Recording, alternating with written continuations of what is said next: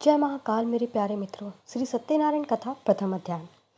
एक समय की बात है, नैमिषारण्य तीर्थ में शौनक आदि 88,000 ऋषियों ने श्री सूत जी से पूछा है, प्रभु, इस कलयुग में वेद विद्या रहित मनुष्य को प्रभु भक्ति किस प्रकार मिल सकती है तथा उनका उद्धार कैसे होगा।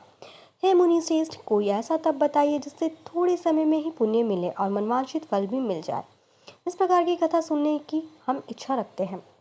सर्वशास्त्रों के ज्ञाता सूत जी बोले, हे वैष्णवों, मैं पूछिए, आप सभी ने प्राणियों के हित की बात पूछी है, इसलिए मैं एक ऐसा श्रेष्ठ व्रत को आप लोगों को बताऊंगा जिसे नारद जी ने लक्ष्मी नारायण जी से पूछा था और लक्ष्मीपति ने मुनि श्रेष्ठ नारद जी से कहा था। आप सब इसे ध्यान से सुनिए। एक समय की बात है, योगीराज नारद जी दूसरों के हित की इच्छा के लिए अनेकों लोकों में घूमते हुए मृत्यु लोक में आ पहुंचे।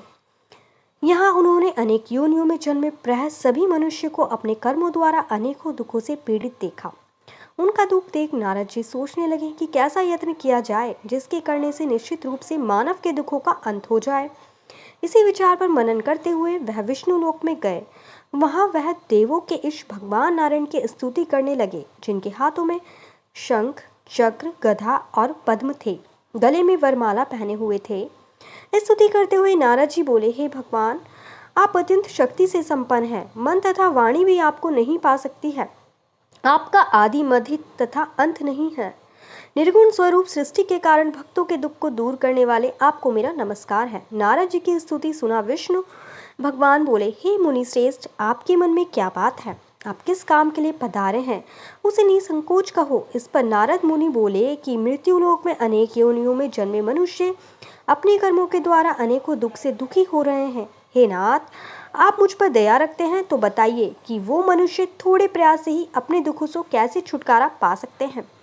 श्री हरि बोले, हे नारद, मनुष्यों की भलाई के लिए तुमने बहुत अच्छी बात पूछी है, जिसके करने से मनुष्य मोह से छूट जाता है। वह बाद में कहता है, सुनो, स्वर्णलोक व मृत्युलोक दोनों में एक दुर्लभ उत्तम व्रत है जो पुण्य देने वाला है। आज प्रेमवश होकर मैं उसे तुमसे कहता हूँ। श्री सत्यनारायण भगवान का यह व्रत अच्छी तरह विधान पूर्वक करके मनुष्य तुरंत ही यहाँ सुख भोग कर मरने पर मोक्ष पाता है। श्रीहरि के वचन सुन नारद जी बोले कि उस व्रत का फल क्या है और उसका विधान क्या है, यह व्रत किसने किया था, इस व्रत को किस दिन करना चाहिए, सभी कुछ विस्तार से बताइए। नारद की बात सुनकर श्रीहरि बोले, दुख व शोक को दूर करने वाला यह व्रत सभी स्थानों को विजय दिलाने वाला है। मानव को भक्ति व श्रद्धा के साथ शाम को श्री सत्यनारायण की पूजा धर्म परायण होकर ब्राह्मणों व बंधुओं के साथ करनी चाहिए। भक्तिभाव से नैवेद्य केले के फल, घी, दूध और गेहूं का आटा सवैया ले। गेहूं के स्थान पर साठी का आटा, शक्कर तथा गुड़ लेकर सभी भक्षण योग्य पदार्थों को मिलाकर भगवान का भोग लगाएं। ब्राह्मण सहित बंधु बांधवों को भी भोजन कराएं। उसके बाद स्वयं भोजन करें। भजन कीर्तन के साथ भगवान की भक्ति में लीन हो जाएं। इस तरह से सत्यनारायण भगवान का यह व्रत करने पर मनुष्य की सारी इच्छा निश्चित रूप से पूरी होती है। इस कलिकाल अर्थात कलयुग में मृत्युलोक में मोक्ष का यही एक सरल उपाय बताया गया है।